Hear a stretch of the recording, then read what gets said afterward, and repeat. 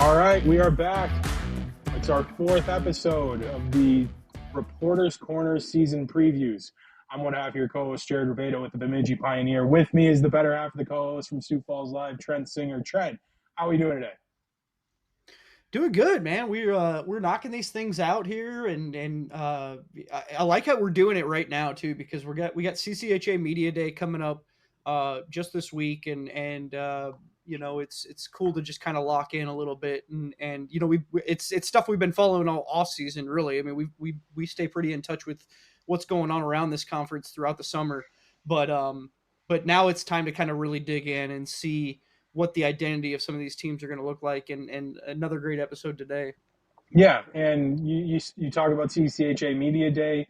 I think the schedule is this one's going to come out the day before Media Day, which will also be the day that I believe preseason polls are revealed. And Sounds about right. Trent and I each get to fill one out for the media side of things. And I think being that this episode will drop on the day of, we kind of wanted to give our explanations as to where we put teams and which players we put in our all CCHA preseason team. So, Trent, let's start with you. Who do you got winning the McNaughton Cup? Well, I know we differ. We've talked about this for the last few weeks about how we differ on how this league stacks up, and I think, like we just talked about in this episode, everybody's top nine would differ. It's kind of a roulette year, and this is my third year covering this league, and it's been like that every year. But I don't know that it's been like that quite like it is this season. I got number one, Minnesota State. The way I see it is, if you want to take the Mavs off the top of the mountain, you got to beat them. Now I know there's so much turnover going on with them, 17 new guys, but I love the defensive core they bring back. Obviously, Alex Tracy coming back is huge for them. So I've got them number one. I've got St. Thomas second in the conference. I expect a good season from the Tommies as well. I've got Augustana third. I went Bowling Green 4, Michigan Tech 5, which if you look at that, that's a Bowling Green Michigan Tech first round matchup again. And then I have Bemidji State 6, which would put Augustana against Bemidji State in the first round again, which would be another really interesting one. Actually, as I'm looking at this right now, I have the exact same first round matchups, because I have Ferris State 7th, I have Lake State 8th, and I have Northern 9th. Now, we've talked about in this episode, we've talked about in other episodes, I like the direction that a lot of the teams in this conference are going. I like the direction that every team in this conference is going. I think Northern's going to be better. I think Lake State's got some interesting pieces. We talked a lot about them today in this Bemidji State episode at the end, just in terms of one of those sleeper teams to watch. But I like Lake State too, and kind of moving on into the players of the year and the all CCHA team. I put Alex Tracy as my player of the year. I don't know that there's much debate there. Preseason rookie of the year, I had Noah Reinhardt from Michigan Tech. He was a QMJHL guy. I think he had 83 points in 57 games or something like that. Just an incredible clip for him. And then for my preseason all CCHA team, I had Lucas Wallen from St. Thomas. I had Steven Sardarian with Michigan Tech. Cole Birch, an Augustana transfer from Ferris State. I got him as the third forward. For defensemen, I have Evan Murr from Minnesota State. I believe that would be his third year on the all CCHA team. And then I've got Hayden Hennon as the second defenseman. I see a big breakout year for Augie's key blue liner. And then, of course, goalie on my all CCHA team, I've got Alex Tracy with Minnesota State. But what do you have, Jared? We've talked a lot about it, and I'm curious to know what yours is. Yeah, so we talked about how we differ. And I think a big area where we differ is I have St. Thomas winning the McNaughton Cup. I think this is the year that they put it all together, wire to wire. And to be honest, and I think we talked about this with Harrison Watt in our Ferris State preview, I think they could run away with this league. I see this as a kind of like Minnesota State last year, where it might be decided by a decisive margin. I look at their transfers. I think they replaced Jake Seibel with maybe an even more talented goalie in Carson Musser. Their other transfers will complement arguably the best skater in the league in Lucas Wallen. You couple that with their emergence into the NCAA tournament scene, at least in being eligible to make the tournament, and the Lee and Penny Anderson Arena unveiling. This feels like a big year for St. Thomas to take that step forward they've been eyeing for the past 2 years before this. And I think the quote Rico said in their little hype video they posted, I believe it was last week, but he, before, or he's either before or after the Mason Cup last year against St. Thomas, he goes, "You were recruited to St. Thomas, or against Minnesota State, sorry." He goes, "You are recruited to St. Thomas to play for championships." I thought I was about to play for a championship when I saw that. Like, I was never smart enough nor had the financial backing to go to St. Thomas, and I was like, let's run through a brick wall for the Tommies. So I like St. Thomas at the top. Follow it with Minnesota State. And Trent touched on it too, but even with all the turnover, you still have Alex Tracy, and you still have Evan Murr and Campbell Sykos, and you bring a lot of guys back. From there, it was Bowling Green at 3, Bemidji State at 4, Michigan Tech at 5. I think Augustana takes the biggest slide this year at 6. It's tough, right? We talk about it in this episode of trying to place them 1 through 7 this year is really, really tough, and you have to put 2 teams at 6 and 7. And the way it shook out this year, I have Augustana at 6. I just don't know if they have enough centers, and how big of a role centers play in terms of every area of special teams and when you need a goal. I think it showed up last year against Bemidji State in that first round series how badly they needed center depth, and I don't know if they really, really replaced that or found it this year. Ferris State at 7, another really tough one to put at 7. Lake State at 8 and Northern Michigan at 9. And you talk about Lake State and Northern. I like what Northern did. At the same time, it's got to be a longer process for them. You don't go from 4 wins to 24 in a year. Replacing the goalie is going to be really, really tough. I keep thinking about how bad last season would have went if they didn't get the goaltending they got. And they had some dang good goaltending who probably deserved some more love in postseason awards. But when you have Alex Tracy and Josh Kotai and Christian Stover putting up the numbers they did, there's not a lot of room to fit in another guy. So player of the year, I have Alex Tracy. I'm a goalie guy. It shouldn't come as any surprise that the goalie guy picked the goalie. As much as I wanted to pick Lucas Wallen, I do think Wallen is the best skater in the league, but Alex Tracy, with the numbers he put up last year, it's a hard guy to pick against. I went Minnesota State again for Rookie of the Year, Reed Morich. This is where I think the turnover presents a lot of opportunity, and you bring a freshman of that caliber in who could slot in on a top 6 role right away. We shouldn't shock anybody if he's sitting there with 20, 25 points at the end of the year with the amount of opportunity he will get. Preseason All-CCHA team, it's pretty similar to Trent's. Lucas Wallen from St. Thomas, Steven Sardarian from Michigan Tech. Instead of Cole Birch, I went with Lake Superior State's Connor Milburn.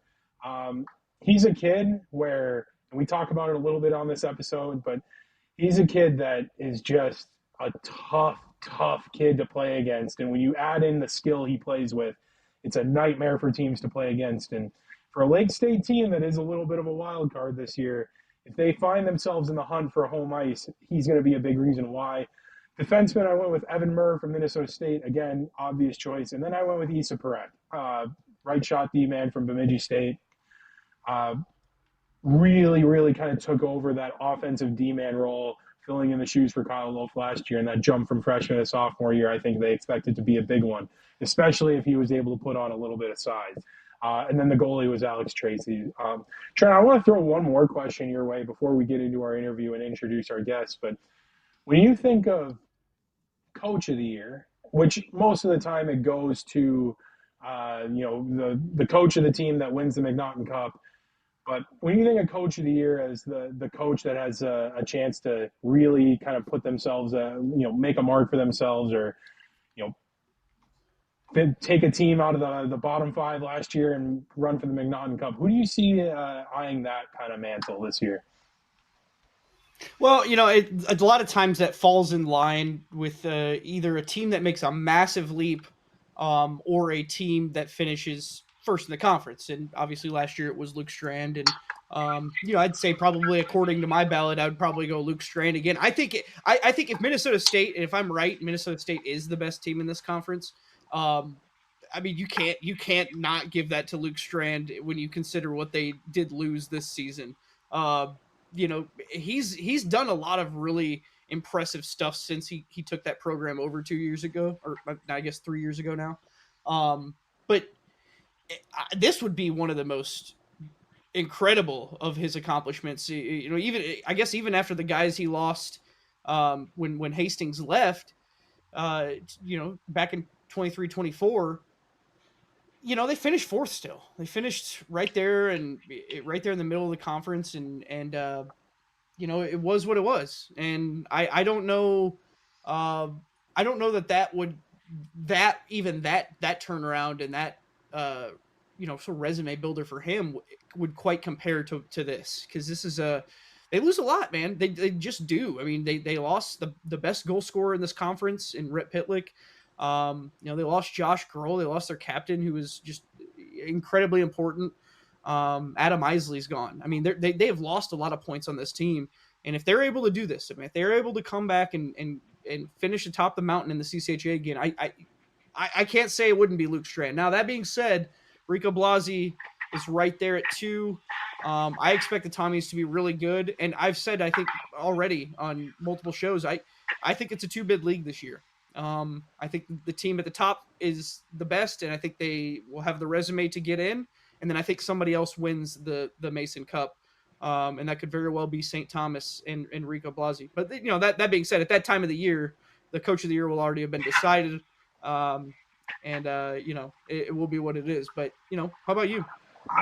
My gut went to Luke Strand too, even though I don't have them winning the league, but I have him finishing second, and I think second place is enough for him to repeat as coach of the year, despite not winning the league. Just with the amount of turnover they have, you replace Isley, you replace Pitlick, you replace Grohl. Where do you find the scoring? I mean, I think I said it on this episode of, they're a team where you look at them on paper and you're like, how are we going to score 3 goals against them on a given night? But you also look at them and they say, how are they going to score 3 goals against another team? There's so much turnover. So if they're able to repeat the success they had last year, maybe not run away with the league like they did last year, but find themselves in the mix, win a McNaughton Cup, or finish second for the McNaughton Cup, I'd be hard-pressed to find another coach more deserving than Strand. I'll throw 3 other coaches out there, not to name over half, almost half the league, I guess, but if Bowling Green, Michigan Tech, or Bemidji State finish top 2 or win the league, they feel like obvious candidates, their respective coaches, Bill McCall, Tom Serratori, Brett Riley. When you look at what they did in the offseason, Brett Riley having to reshape an entire roster coming from an independent program, I mean, it's a coach of the year vote that kind of writes itself in that respect, of bringing Ferris State back into the forefront of a college hockey conference. And then with Bowling Green and Bemidji State, with how hard they went in the CHL and taking advantage of the new options afforded to programs in terms of recruiting, if it's able to pay dividends right away, even if either of them don't win the league, but they position themselves in a really good spot to win the Mason Cup, that feels like a great spot to give it to a non-league winner there. Just going against the grain of what college hockey teams have traditionally done to field a successful team, especially for Bemidji State, finishing 7th place last year. And if they're able to climb into that top 3, that's an incredible turnaround after the pieces they lost. And I think that's a good segue too, to get into our interview today. And we talked a lot about the Beavs, Trent. We had Jack Hittinger from USCHO on, Lucas Pipenhagen. He runs a Substack blog about the Beavers, a lot of analytical reports on Bemidji State. Trent, what do we get into with our guest here tonight? Obviously we went through kind of the same thing. We talked a little bit about their backstory with the program, and obviously Jack covered the team when he worked at the Pioneer, and then Lucas is just he's so insightful with some of the stuff he has on this team, and it's cool to hear his story of just kind of why he chose Bemidji and how it kind of became it was like scratching an itch for him in a way. And we talked about the CHL stuff, because this Bemidji roster is made up of so many interesting pieces. That they literally went every avenue they could to construct this roster. When you look at the new avenues that were available through U Sports, through the CHL, obviously through American Junior Hockey. We talked a little bit about those guys, those CHL guys, and the newcomers on this team. And then we gave our in memoriam to Matthias Scholl, And a little bit to Jackson Judding, who are no longer with this team, and they are massive losses. I mean, there's no denying the impact that those two guys both had on this team, amongst several other names who are gone. But this is in all. When you really kind of look at this Bemidji State team, they only lost one guy to the portal. Everybody else was sort of expected.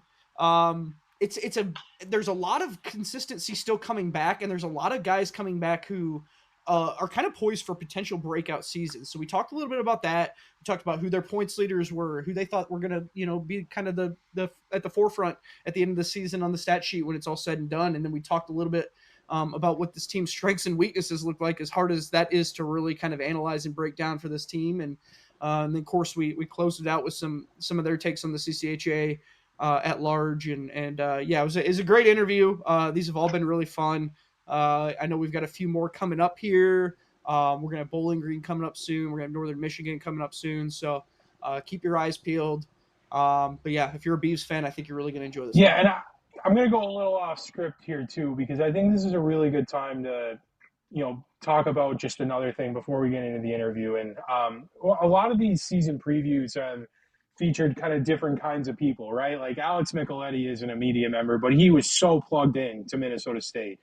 Jack Hittinger writes for USCHO, one of the predominant college hockey media outlets. We're going to have some guests on, like Harrison Watt, who we've already dropped that episode. He was a former SID and a broadcaster. His ties to Ferris State are a little looser now that he's out of the game, but we have, fan media coming up with Michigan Tech and Northern Michigan. We have student media coming up with, I believe, Bowling Green. I think there's a lot of journalists out there who I think they get to where Trent and I are at, and they use it as an opportunity to look down on guys that aren't on that like official behind a publication title like that. And I think when it comes to fan media, it's really, really important for a conference like the CCHA. And when you're able to get a different perspective than what Trent and I can give, it's important to kind of uplift that perspective when we can. And that's why we bring on guys like Lucas, who in his free time, he's just putting in the man hours to provide a different layer of coverage that I can't provide. I love it. When it comes to Tech Hockey Guy, they can speak about Michigan Tech in a way that a reporter like Trent and I probably can't. When it comes to a guy like Evan, who we'll bring on for Northern Michigan, a guy who kind of fits a little bit of both of Lucas and Tech, where he is plugged in, but he has opinions. And at the end of the day, he is a fan, but he does a really good job. And our Bowling Green guest, he's a student reporter. Student media is the backbone of journalism in so many ways, where Trent, I'm sure you were a part of student media at one point in your life. And they're guys that are trying to, get to positions where, they get paid to do this. And so I want to make it clear that we're trying to, reach out to different kinds of people here to get these perspectives on the teams, because I think that gives us the most holistic look at a league from each team's perspective. And so make sure when you listen to these episodes, you give a follow to the people, that we interview, because they do good work individually. And they kind of deserve some of the credit that for the work that they're doing. So I think that's enough. I think we've taken too much time for the longest Reporters Corner intro we've ever recorded, but let's kick it to our interview with Jack Hittinger and Lucas Pipenhagen. All right. It is time for another CCHA team season preview. And tonight we're talking about the Beavs. We have Jack Hittinger from USCHO. He's a columnist, formerly the Bemidji Pioneer sports editor, and the better of the two people who have held the title Pioneer sports editor on this call. And we also have Lucas Pipenhagen. How would you pronounce your last name? Pipenhagen. Lucas Pipenhagen. He does a brilliant job of recapping the Beavs on Substack. His analytical breakdowns are something I steal info from quite a bit, doing my job. Boys, how are we doing tonight? Thanks for joining. Doing great. Yeah, can't wait to talk some Beaver hockey. It's feeling a little bit more like fall here this week as we record, and yeah, it just feels like hockey weather. Starting to get really excited just for this upcoming season. Jack, how are you? Pretty good. Same deal. I am excited that it's coming up pretty soon. We actually just planned our first trip up to Bemidji in October to watch the game. So That's becoming a reality now. Which Yeah. game? I think we're gonna go see gonna go to the St. Cloud game. Okay, nice. Home opener, right? Yeah. Probably a fun one. Oh, they would just start selling tickets online. Hint, hint. There's a few issues going on at the Sanford Center right now where I think they had to replace. How curious. Issues at the Sanford Center. Yeah. Well, I don't know if you were aware, Jack. There was a pretty big storm that hit the That's true. this summer. So I was actually there for that. Really? Yeah. We were there for a wedding, and we were staying downtown, and the roof blew off. I could have asked you guys to come help me move into my new apartment after my old one was condemned. So yeah, I saw that. Let's start just to kind of a get to know you guys. We'll start with Lucas. Talk to me about how you got involved. Just following this team. I know you're a pretty dedicated fan, but you kind of like to go the extra mile. You have your Substack. Kind of talk to us about how you got involved with Beaver hockey. Yeah, so I was a student at Bemidji State, 2009 through 2012. Actually transferred to Bemidji my sophomore year. My freshman year is the year that Bemidji State made the Frozen Four, and I'm not gonna lie when I say that was actually a pretty big reason why I ended up choosing to go to Bemidji. Was not a school on my radar until that point. Saw that Frozen Four run. Got interested in the university. They fit a lot of what I was looking for, and yeah, I just loved my time up there. Been following the team pretty much ever since. Kind of during the COVID year is really when I started blogging and getting into tracking recruiting and just starting to write on the team, and just really started to try and build kind of a community on Twitter. And that was really what started. It was just kind of me staying at home bored during COVID and watching all the hockey games, and figured let's start tweeting out some nonsense about this team. Yeah, I'll say this too, as someone who also covers this team. Lucas is a really, really important follow for CCHA fans. He's on top of his stuff pretty well, and I have to kick myself every now and then when he beats me to a scoop. But he's dang good at what he does. So, Jack, talk to us about your involvement with the Beavs. Let's see. I moved to Bemidji in 2012 to cover the Beavers. I think at the time, Pat Miller was a sports editor, and they needed a sports someone to cover the team. So I moved up to Bemidji, sight unseen, just kind of like, oh, hey, college hockey, I can cover that. And I lived there for 7 years. Yeah, 7 years. As the beat writer. I think it's 7 years. I don't even remember. It's been a long time. But even when I left, I still I kept following them. Writing for USCHO, was able to follow the league in general. So that got me involved. But I still sort of have the special place for the Beavers, just because, my wife is a BSU grad. We met at the newspaper, Maggie, and she likes to watch every game as well, so that sort of keeps me specifically involved with the Beavers, even though I do like to follow and cover all the teams. Yeah, absolutely. Now that we kind of got the introductions out of the way, this will be what I expect to be kind of one of the more meatier season previews, with the roster turnover, who some of the newcomers are, where some of the newcomers are coming from, and everything in between. Trent, I think a good place to start is with those CHL kids, because what is this, the fourth season preview we've recorded, and I believe this is the first of the teams that have added CHL talent to their roster. Is that correct, Trent? Yes, because Augie's only technically Canadian player they brought in was a U Sports goalie. Yeah, and there's a good number of them. By my count, there's 4 guys, right? Or 4 CHL guys and 2 U Sports guys, or 3 U Sports guys. Sorry. Kinda. Yeah. It's weird, and we'll get into that, I'm sure. But yeah, it's I really like what Bemidji's added this year.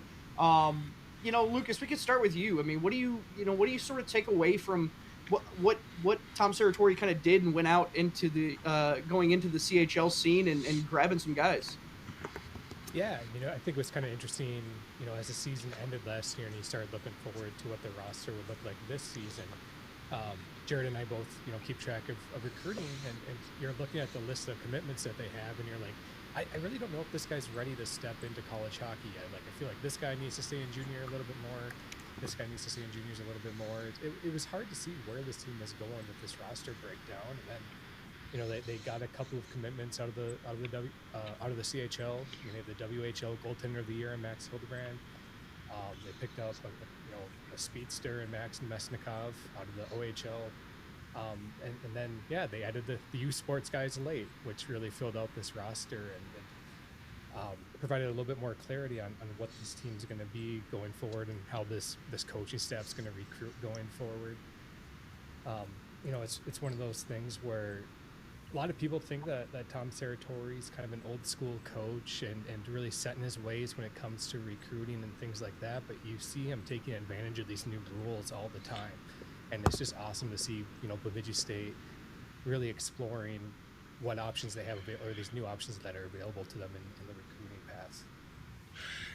Yeah, and well, I think we have to kind of go through the different kinds of kids that have CHL affiliation. And I'll throw this to you, Jack. A couple weeks ago, they announced their roster. A few names that were not reported on specifically leading up to it were Connor McLennan and Hudson Thornton. And when the roster was announced, it made waves in the hockey media online because those two kids had played pro hockey and had not on anytime contracts or anytime tryouts either. They were fully signed players who are now playing college hockey again. Jack, back in the day when you were the BSU beat writer, could you ever envision it getting to this point where two kids with pretty solid pro experience are now back in college hockey, or in college hockey for the first time, I should say? Well, I guess there are two things about that. I mean, I do think it was kind of weird when I think BSU might have been the last team in the CCHA to upload their roster. Maybe there was one or two other ones, but I think we all thought that was a little weird that nothing was happening. And I think maybe we know why, just because they weren't sure if these kids were going to be eligible. But obviously, I know you wrote the article about when the roster was updated, and Tom Serratori basically just said we threw some darts at the dartboard and they stuck. And I think his reputation as being an old school coach is maybe in some ways that's true, but I do think that this team, from every time I've started covering it, has been trying to get the best players to play on their team with sort of the limited resources that they have at BSU. And I think that's always been kind of true with how they recruit. I mean, they've always been pretty tapped into the Canadian junior ecosystem, like the SJ and the MJHL, I think, are two bigger ones for them that maybe a lot of other schools don't even look at as much. So I'm sure that they knew. I mean, I think Tom even said they recruited one or two of these guys in juniors originally. So they sort of have an in with some of these kids that maybe some of the other coaches in the CCHA don't necessarily have, because they're, not even just thinking about Minnesota State. I mean, Luke Strain has been in the USHL for ages, and he's got that pipeline. He might not even know that much about some of the Canadian leagues. So that's just, I think it's more playing to their strengths that they are able to get these Canadian kids, and they've always been able to do that. Now, I don't think that I ever would have guessed that guys that have literally played full seasons of minor league hockey, one of them in the AHL, not even just like the ECHL or like the SJHL or whatever. There's the one kid that's played a full season in the AHL, right? Or maybe not full season, but he played a significant number of games in the AHL, which is, I mean, he's probably playing against guys that are in the NHL right now, right. And making probably millions of dollars, and I'm sure that he was not making millions of dollars. I'm sure, I don't know what the average salary is for AHL, but I'm sure it was minimum salary. But I did not think that would be something that would be happening maybe ever. I don't know. Yeah, we'll kind of go into the details here. McLennan played 7 games in the AHL for the Chicago Wolves, then played a couple of games with the Norfolk Admirals in the ECHL. Hudson Thornton is the big one though. He played 49 ECHL games with the South Carolina Stingrays and the Orlando Solar Bears, and he also played an AHL game with the Hershey Bears. Both of them were cleared through the NCAA Eligibility Center, formerly known as NCAA Clearinghouse. And Jack, you were right with what Tom said. It was literally just a coaching staff and a program throwing darts and seeing what would stick and seeing what would catch. Lucas, we'll throw it to you. When you look into these guys and what they've done before they got to Bemidji State, how do you feel like they fit into this lineup? I mean, I haven't actually gotten a good chance to look at them before because that's just a recruiting path or recruiting avenue I would never have really checked out. I mean, when you look at their numbers and their stats, though, I mean, they were both highly productive guys in the CHL. They both have now tons of experience playing against older physical guys. I know during your Augustana preview, you guys had kind of talked about what's that transition path from, for CHL players to play college hockey. How's that gonna work going from playing 16-year-olds to now playing 22-year-olds? Well, this is kind of the opposite way. What's it like going from playing 30-year-olds to now playing against 22-year-olds? How's that transition look for a guy like McLennan and for Thornton there? So yeah, I mean it's an exciting addition. It's going to open up just brand new avenues in the future. It feels like for college coaches and recruiting in general, but it'll be interesting to see how many games typically when you see players play professional games on ATOs or something, the NCAA will still have them ineligible for a couple of games in the season. It's kind of interesting to see what they'll do now for these two and how many games they'll actually be eligible to play this first year. I should also note that Hudson Thornton is listed on the roster as a freshman. I believe he is a sophomore. I did some digging. I think they falls on. Okay, they the sophomore. Yeah. Okay, perfect. He was originally play U Sports one. Yeah, one year of U Sports, so that should take out 1 year of eligibility. Yeah. No, Thornton didn't play U Sports. McLennan did. I don't think Thornton ever played U Sports. We'll double check that. Lucas, you can double check that. The issue with Thornton being a freshman was that through the delayed eligibility rule, he had until March 1st to make a commitment to a school. He committed in August. His 21st birthday was November 1st, 2024. He was about to be a 22-year-old freshman for the majority of this season, which would have been the second oldest freshman in all of college hockey. Maine has a kid who was about to beat him by a month, but he is also, I think, a sophomore. I'm forgetting his name, but that was a whole rabbit hole I got down one night. I got to know how you found that information. I was talking with Brad Schlossman about that one, and okay, I was gonna say, hopefully you didn't just dig through every roster of like the 65 teams. No, he did, but then he pointed out. I looked into it, and then I found some answers. So he gets most. I will say, there was a guy when I first started covering the team in 2012. Pretty sure he was 26. His name was Brady Wacker. He was a defenseman. Do you remember that guy, Lucas? I feel like he was a pretty old, vaguely, yeah, really old freshman. And then by the time I got there, he was a senior. He was just like this defenseman from Saskatchewan who was your prototypical what you think of when you think of the defenseman from Saskatchewan who plays for Bemidji State. But he's the type of guy that I feel like for some reason when I'm picturing some of these guys, I'm picturing him just because he was like the definition of like grizzled defenseman from Canada. And that's kind of what I'm picturing Hudson Thornton to be like. Maybe that's not accurate at all, but that's who I picture in my mind. There is two connections between Thornton, McLennan, and two other kids on BSU's roster. Both Thornton and McLennan had intended to play U Sports last year before the late change to NCAA hockey with Bemidji State. Bemidji State did pick up two U Sports kids in Vincent LaBelle and Oliver Peer. It's forward depth. One of them, I can't remember which one, is a little undersized. But I think in Was Saratori it? has said multiple. Oh, sorry, go ahead, Jack. Sorry, didn't one of those guys also play a game in ECHL? I'd have to double check that. I don't have I that think off the Kier top of my played a head. game in ECHL. Maybe 3 kids have played pro. Yeah. This is the most confusing roster breakdown we will hopefully Sorry have to to do this interrupt fall. you, but But I talked to Saratori in the summer.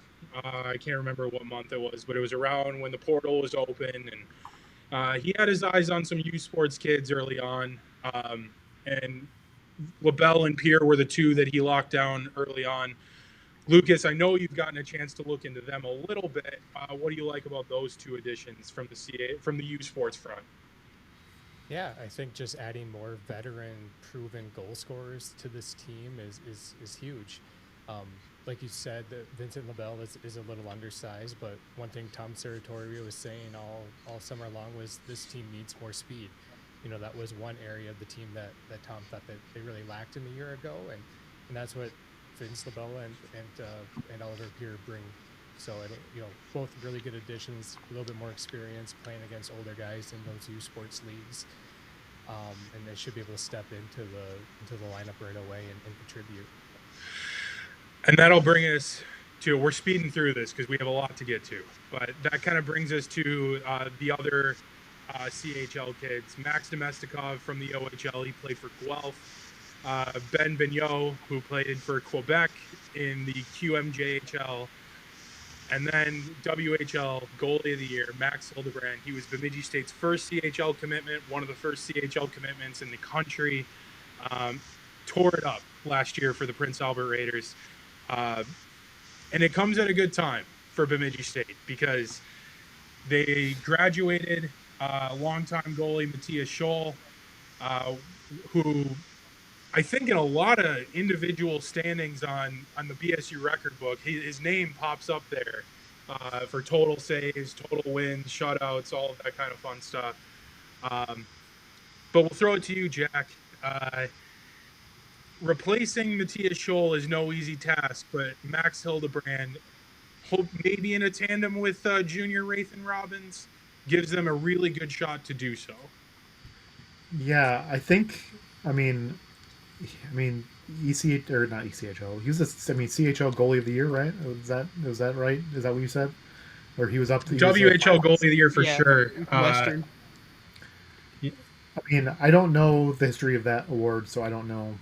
I mean, goaltending is such a weird thing to predict, and I know that you are a former goalie, so you probably know more than we would about how good goalies are. But just from what I've seen of this kid, he looks really good and really exciting, and someone that could contribute right away. I know that it's not often that a goalie can usually come in and do that, but it seems like with him, he has one of the few that maybe has the ability to step in right away to contribute. I guess we won't know that for sure until we see him in a college game, but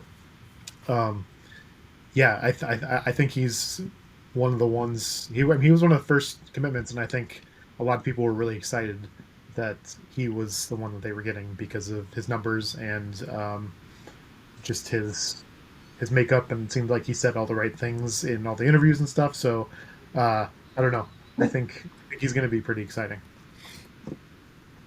And we're talking a little bit about kind of obviously what they're replacing, and Jackson Jennings obviously a huge loss for this team. Talking about losing a guy like Eric Martin as well. There are some holes to fill, but like you guys have talked about, there's a lot of forwards who are coming in, whether it's through the U Sports or through the WHL route.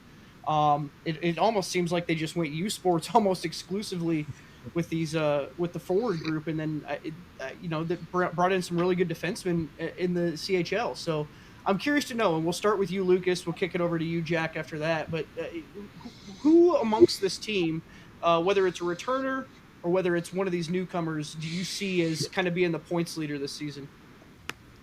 Man, I think it's hard to go against Kirkland Irie repeating. I mean, he was the leading scorer for this team a year ago. He's going to continue in that top six role, playing top line for this team. You would expect kind of an expanded role on the power play with Judding leaving.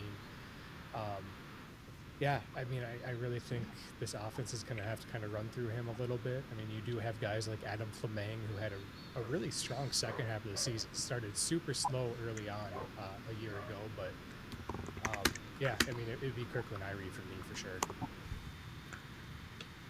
I can't really argue with Kirkland Irie, but just say somebody different. I think I can see somebody like Issa Perek stepping into kind of a Elias Rosen type role on this team. He had 18 points last year. I think he has the potential to be a really good offensive defenseman. And now we know that BSU is good at churning those types of guys out. So this could be his breakout year as a sophomore. I think that bodes well. I mean, as we saw, Zach Whitecloud had that similar trajectory his sophomore year and got signed by Vegas. So just to pull the one example that I can right now, but I think that would be mine for a returning player.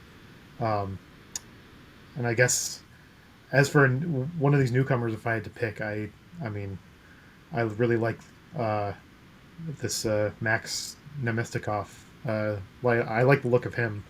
I guess we're all sort of going to be curious how well CHL scoring translates to college scoring, and I know that some people have talked about that in relation to somebody like Connor or who's the guy at Penn State. I'm Gavin McKenna. Gavin McKenna. I was going to say Connor McKenna. I don't know why I said that. McKenna, and people are like, oh, he's going to score 100 points in college or whatever. I mean, that's obviously crazy, but I think it is going to be interesting to see this first season with CHL players in college to see how that translates to points production. I'll throw two other names out there that I think could also be in the mix here. Riley Funk came in last year and had, I think, a much better year than anybody in that room expected. In terms of just offensive production wise, I think they got exactly what they expected out of the big body. He moves quickly. He can go into a corner and win a puck battle.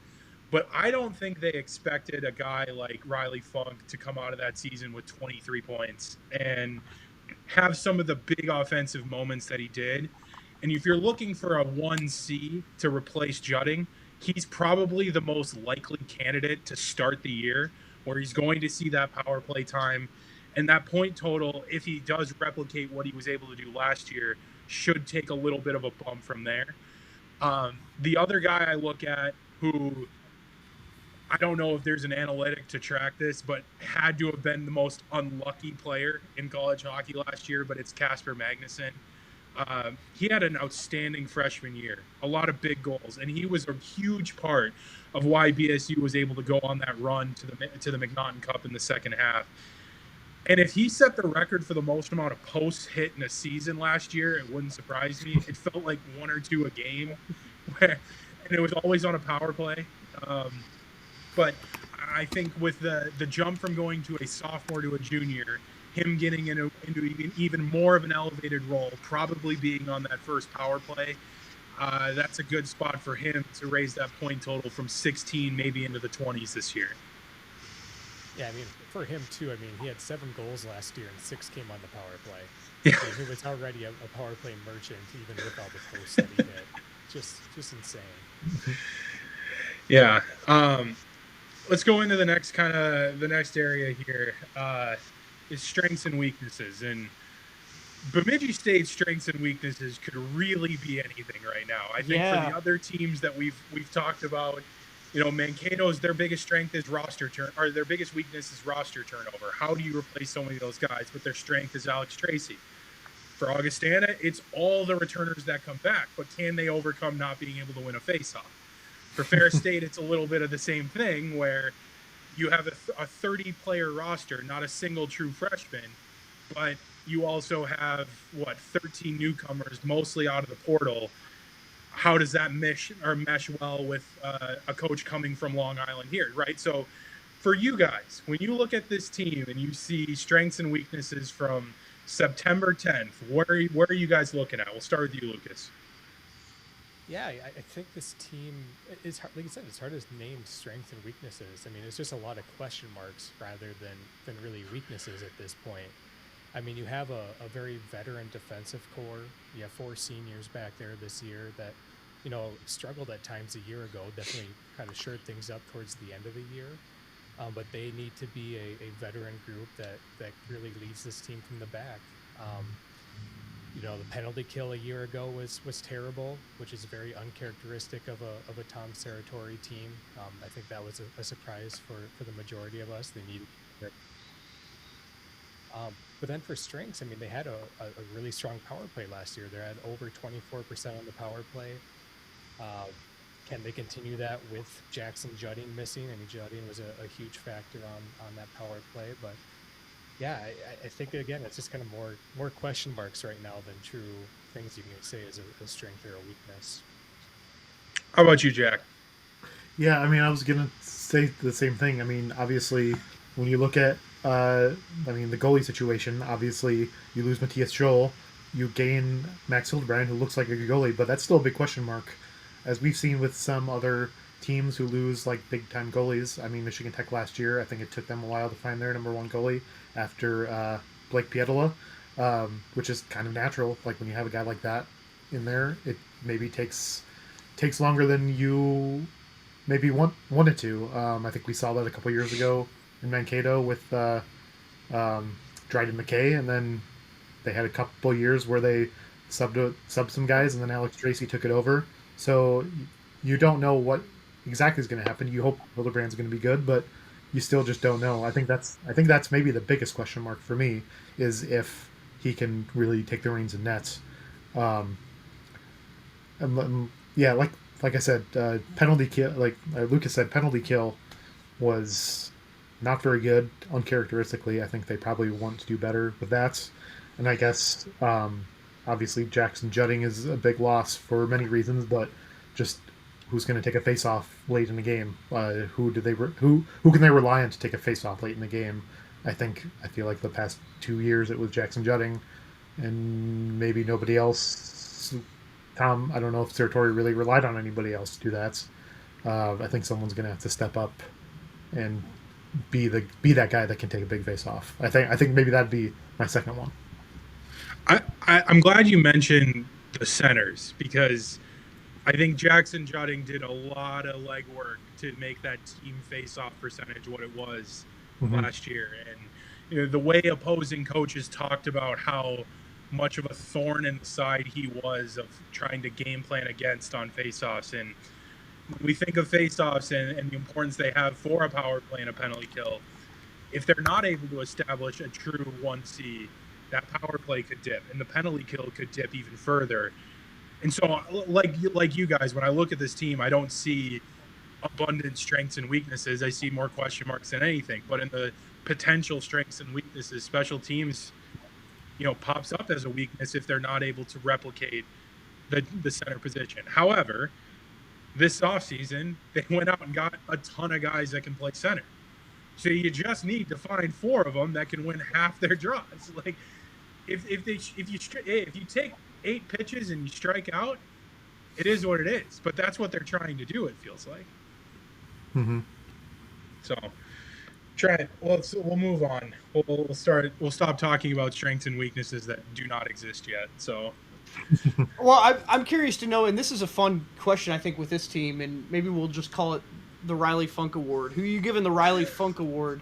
Is there a guy on this team that you see and can sort of identify, maybe who's a returner, maybe a transfer, somebody who's going to have a breakout season that you can kind of envision?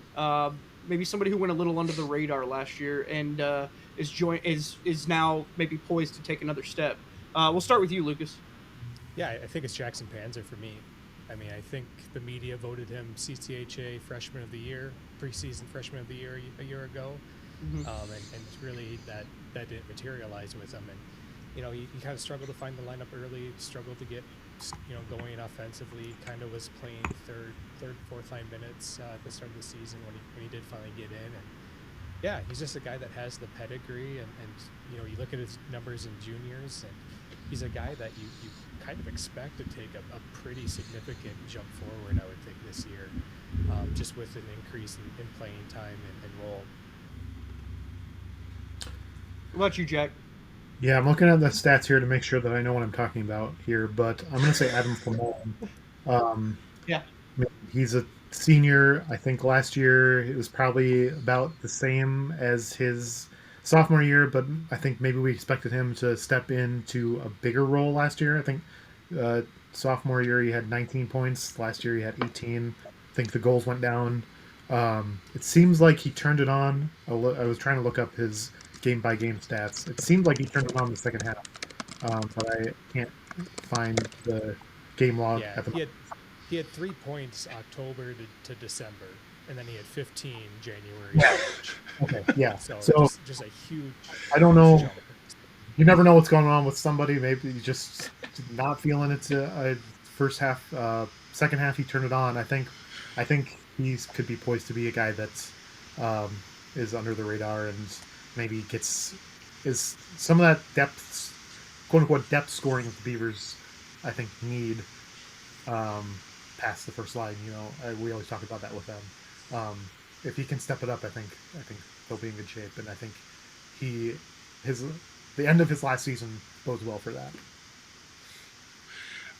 I'll throw another name out there that kind of sticks with me, and you could even claim he had his breakout last year, but it was Noah Quinn and how important he slotted into the power play.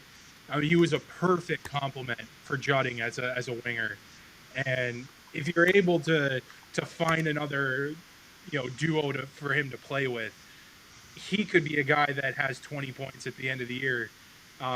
Big kid, plays with a lot of speed, not afraid to get into the corners. And I think where you saw his jump last year was he figured out his role.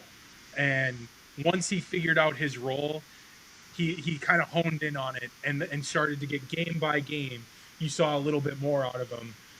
And it ultimately ends up in that game 3 against Augustana where he played a massive role in that. And so if he's able to kind of take it another step further, he's another guy that I could see having a season-long breakout. Another one that stuck out was Alexi Silvestri. Looked okay at times last year, but never got that consistent lineup slotting. I think just with more consistent time, if he's able to break his way in and play 30-plus games this year, it wouldn't shock me if he's at 15, 16 points by the end of the year. Again, kind of that stereotypical big Bemidji State forward, plays with size, plays with a little bit of speed, but has some skill on top of it. And you can tell he's a Tom Serratori kid just by looking at him and the way he plays. So there was a few newcomers this year that we didn't get a chance to talk about, and I'm going to tweak a question that we had written down. But Max Vig, the only CCHA player drafted in this latest NHL draft. Van Uhas, the only traditional transfer out of the portal, which I can't believe we have to clarify a traditional transfer now.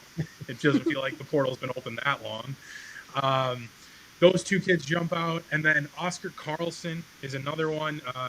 The lone Swedish kid, the lone European crossing the pond as a freshman this year. They still have Patrick Satisari, a Finnish defenseman.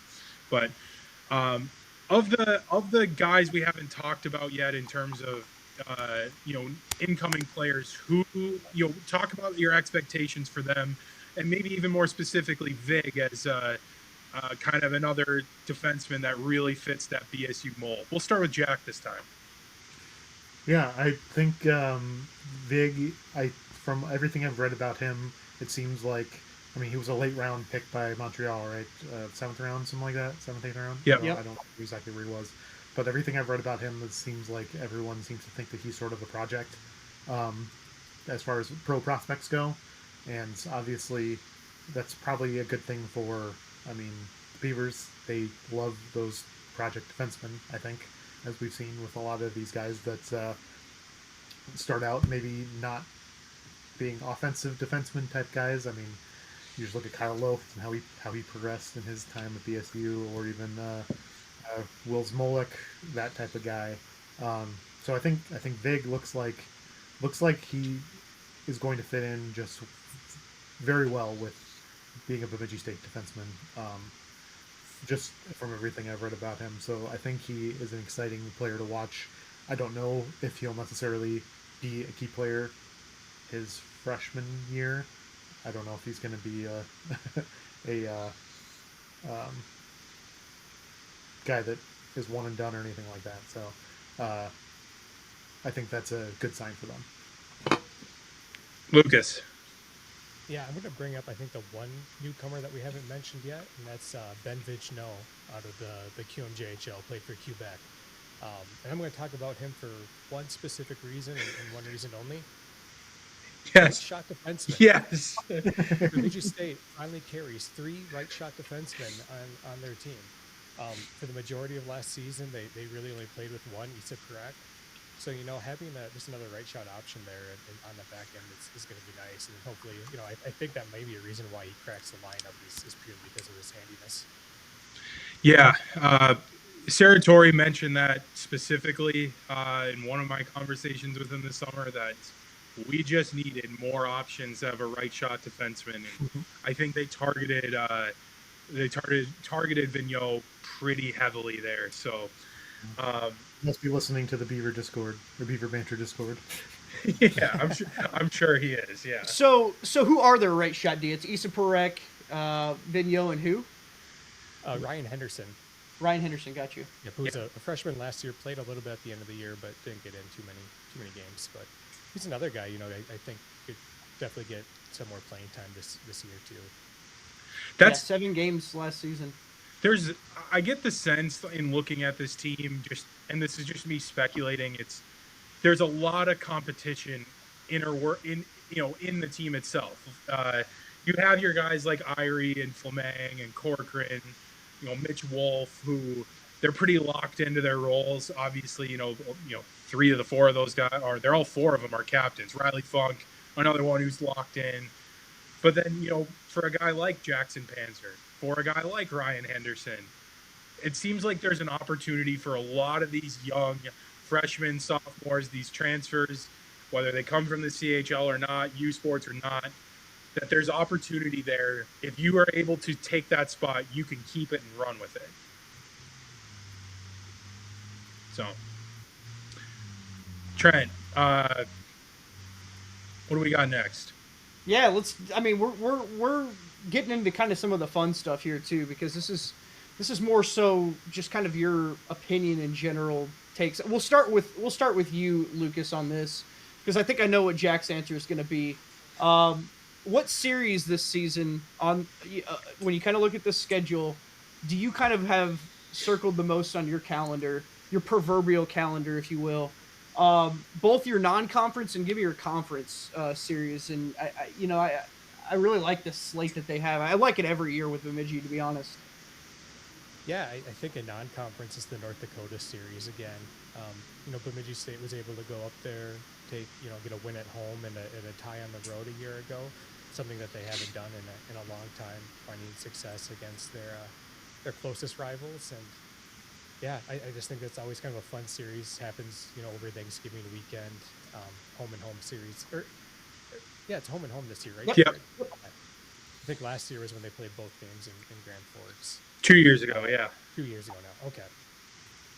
So yeah, I think that'll be a fun one. Kind of interesting in conference. We only played Mankato the one time, so I'd have to say that one matchup with Mankato this year is the one conference matchup I'm most excited for.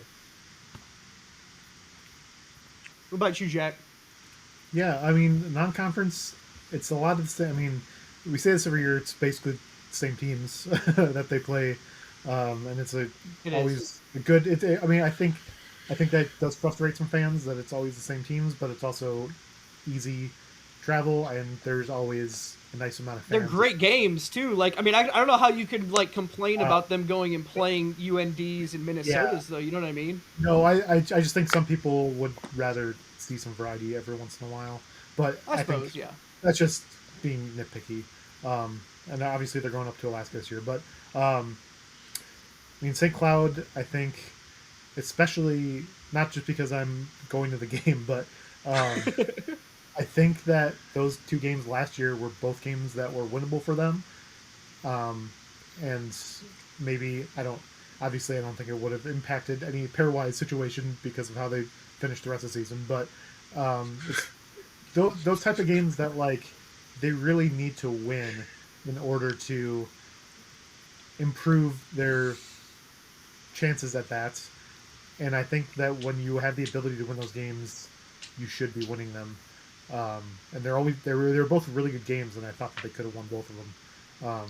So I feel like if they could get a win in one of those games, one of those series, that would be really big for them. Just momentum wise, even because they start out at Alaska, then they go to St. Cloud for the two, and then Kona with Duluth, and then they're right into the CCHA play. So being St. Cloud, I think, would be huge. In one of those games.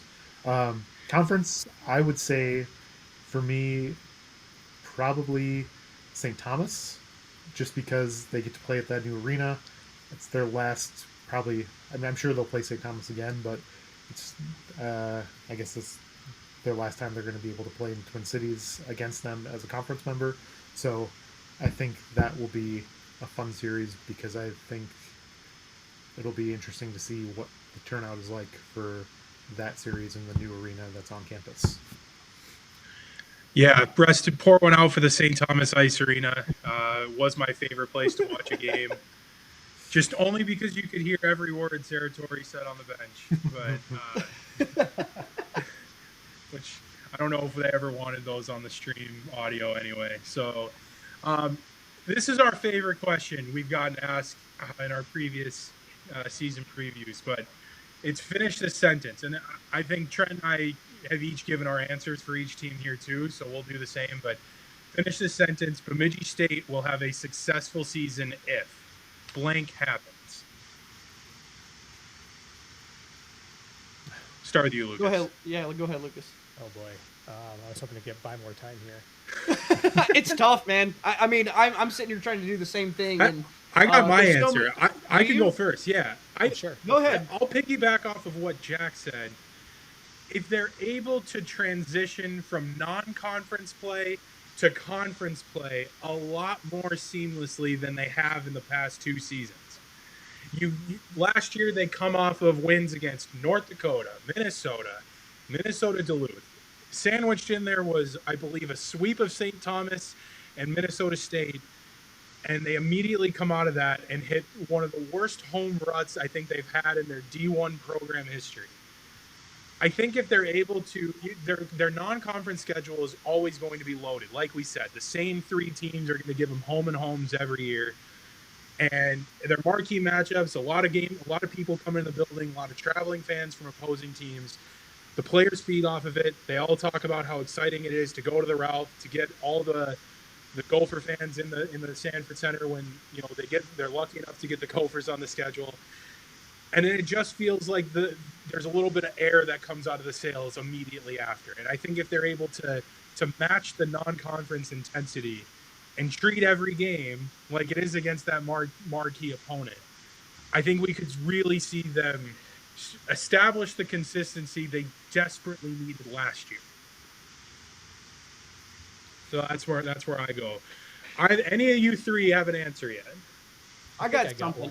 I got something here. I'll go first. And I just think if Max Hildebrand emerges as the goalie that they think he can be, and if they're able to solidify that blue line behind him, I don't see a reason why this team can't be successful because I like all the pieces they have offensively. I mean, I really do. And you talk about we've talked a little bit about guys like Jackson Panzer. I see Jackson Panzer being a double-digit point guy this season. It just started kind of slow for him last year. I see a lot of guys that could really emerge on this team, and I really do like what they have with their forward group. I just think as long as the goaltending is there, I think that's one of the biggest question marks for this team because, there is just such a hole left behind with Matthias Scholl being gone. I think that this is going to be a successful season for him. We'll kick it to Jack because I think Jack looked a little aggravated at Trent's answer. He kind of stole it, but that's fine. Yeah. I would say maybe if we just go back to the discussion we had about Jackson Judding taking faceoffs, I was just kind of looking because I was curious to see how many faceoffs he took. He took like 800. Oh man, Almost Yeah. faceoff. it's insane. Nobody else on the It's team ins- had like, I mean, like the next closest was Yuri Weissman, who had like half of that. So they really need to find someone. I mean, and he's gone too. So that's their top two faceoff. He has in the And- league at large. He had an 82 face-off edge on the second place guy who was Lucas Wallen. Yeah, Who that's also great. took like double the face-offs Yeah. of the next St. Thomas kid. Yeah. So if they can find someone that can reliably win some faceoffs, I mean, maybe it's Riley Funk, maybe it's one of these other newcomer centermen that they've got coming in. I don't know how many of these guys. Maybe you can answer this, Jared. How many of these guys are centers that they have coming in? I don't know if McLennan or I think it's 7 or 8. Majority. They said Okay. could play center is the Okay. verbiage I've been told. So if one of these other guys, they get Riley Funk and one or two of these other guys to win some faceoffs. I mean, it'd be nice to win some key faceoffs down the stretch like Jackson Judding, but even just winning them in the first period when you have a faceoff in your zone on the power play, I feel like that was an area where, I mean, Jackson Judding can't be on the ice couldn't be on the ice all the time, and I feel like there was a lot of times where he wasn't on the ice, they would lose that faceoff and not score on the power play or whatever. Maybe the numbers don't back that up, but that's just how I felt watching a lot of the games. So I think they'll be successful if they can find someone that can reliably win some faceoffs. Maybe more than one guy as well. Lucas, you get to pick from the scraps of all the takes. Yeah, for me, it's the month of January. If they show success in the month of January, they will have a successful season. The reason I say that, last year they got swept at home by Northern Michigan. They got swept at home by Ferris State. 3 years ago, they had 3 wins in the month of January. I think they went like 3-6, 3-5, something like that. And same with 4 years ago. The only year that they've had a successful month of January was the year that they won the McNaughton Cup 2 years ago. So it really all comes down to what happens after winter break here. It seems like it's been a complete derailment of the 3 of the last 4 seasons for this team. So if they can come out of the winter break firing and pick up some wins in that month, I think they'll have a good season. And I should mention, it will be tougher for them to get to that level this year because they go 5 weeks without a game. That's right. December 6th until January 9th, Bemidji State does not play a game aside from an exhibition against the Gophers on January 2nd. It's January 3rd? I can't remember what the date is. 2nd, yep. 2nd, yeah. So, You know why they did that, Jared? so I could go cover World Juniors? Because you can go cover World Juniors. Yeah, that's thank you. How nice of them. Thank you, Tom. Thank you, Brett. Appreciate it. We're going to kind of get into the league as a whole here. We've asked this to everybody else, but it's time for you guys to give us your McNaughton Cup champion and your top 4 teams in the CCHA. Who gets home ice and who's the McNaughton Cup champ? We'll start with you, Lucas. Ooh, my top 4, I'll take the 3 Minnesota schools, Bemidji, Mankato, St. Thomas. I think the 4th, I'd go with Bowling Green. It's Bowling Green or Augustana, I think, are that 4-5 matchup for me. And I'll say St. Thomas wins the McNaughton. I think that's where I'd lean right now. Great. Jared Jack, loves it. what do you? I actually just submitted my media poll, so I thought about this right before I did this. There you I go. I did as well. I'll go just, I've got Bemidji State at 4, Michigan Tech at 5, so the 4-5 matchup. Augustana 3, St. Thomas 2, and this might be insane, but Bowling Green 1. Okay. I think I know that their recruiting class was highly touted. Maybe it's not as highly touted anymore, but I really like. I mean, they didn't lose a whole lot. I think Dennis Williams is doing a good job. I think this is their year. Yeah. We to break the fourth. We did our intro, our kind of preseason ballots. We went through them in our intro here. But I don't know if this is just the Bemidji State thing, but Lucas and I have pretty much identical top 4s. We did get a first-timer, though, that, Jack, you are the first person to say Bowling Green wins the McNaughton this year. But I think everybody here has said Bowling Green is in their top 4 to some respect, right, Trent? Well, on our I don't previous hate episodes? I don't hate the take just in the sense they were semifinalists last year. I mean, Yeah. one game no away shade on from the getting take. there.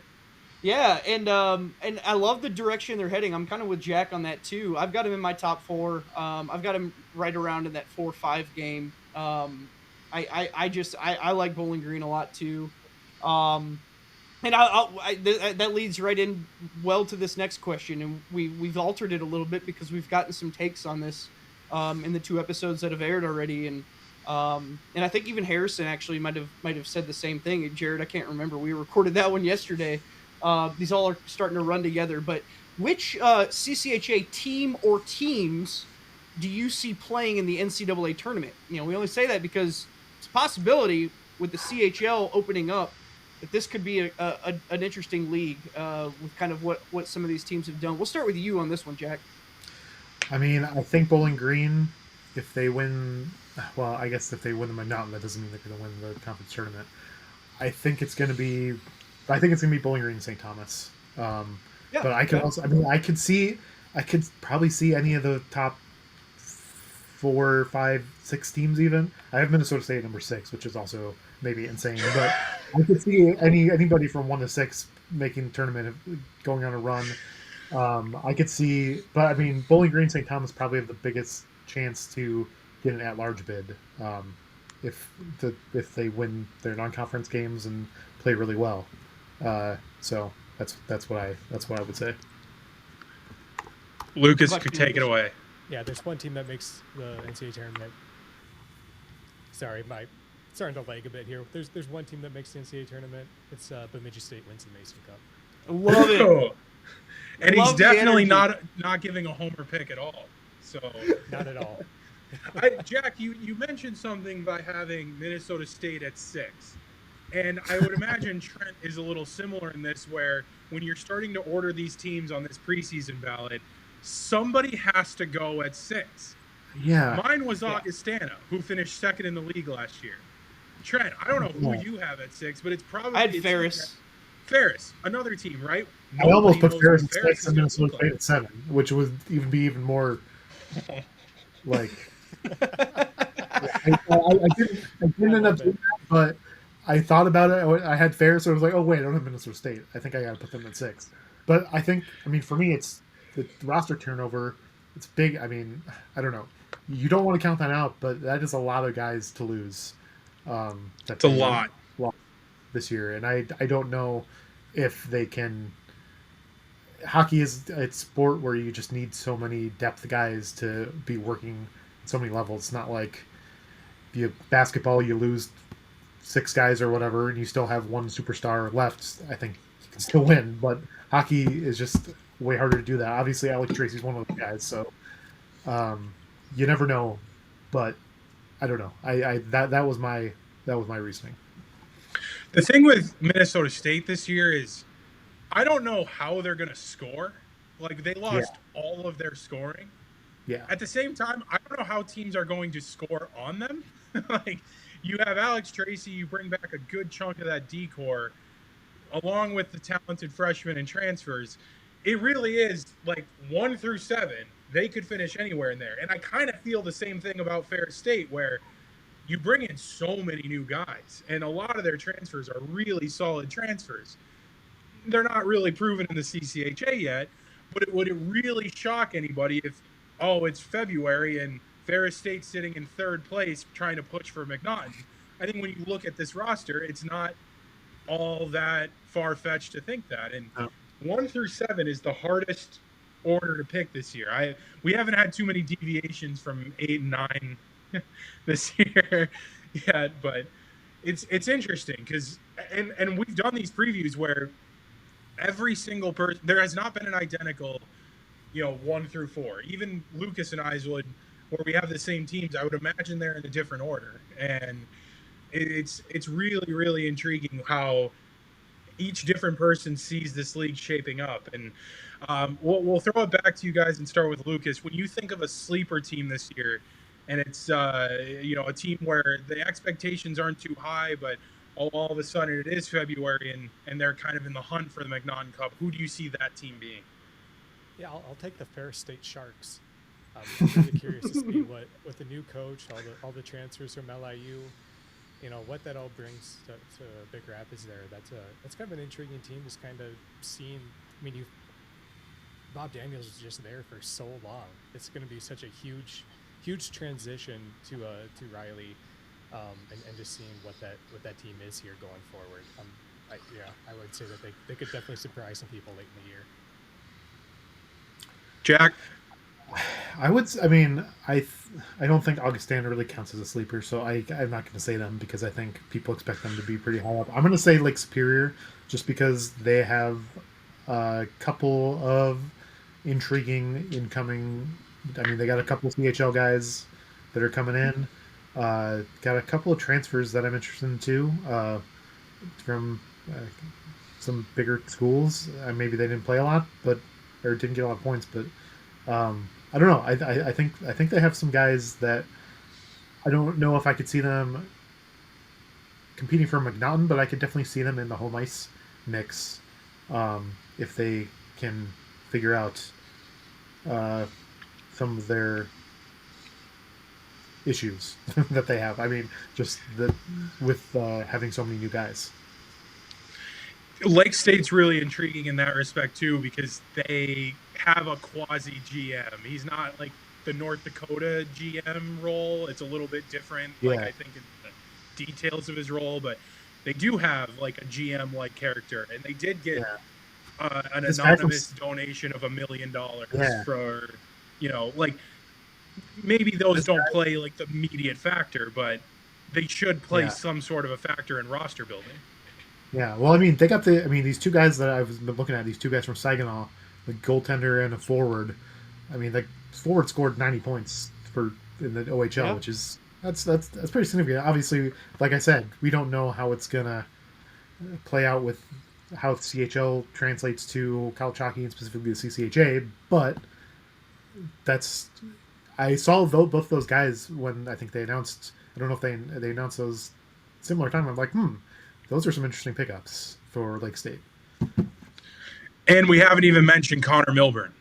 So Connor Milburn, I mean, Rourke Appleby with another season under his belt, he could take another step. He could be the goalie. I mean, we don't know if he gets unseated in that role, but there's certainly, I like Lake State too. I mean, I like what Northern's done too. I think they're headed in the right direction. It's a tough conference, and I don't know, if they can get themselves quite out of the cellar yet. But there's the bottom of this conference is still strong, and if there is a chance that this is a two-bid league, the bottom of this conference needs to be strong. So that's definitely something to keep an eye on.